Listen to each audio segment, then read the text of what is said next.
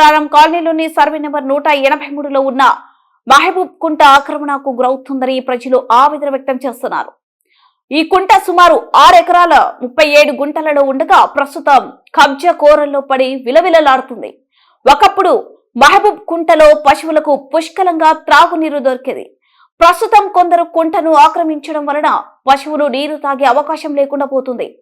కాక దీనిపై హైడ్రా దృష్టి పెట్టి 6 ఎకరాల 37 కుంటను పరిరక్షించుకోవాల్సిన బాధ్యత ప్రజలు పేర్కొంటున్నారు.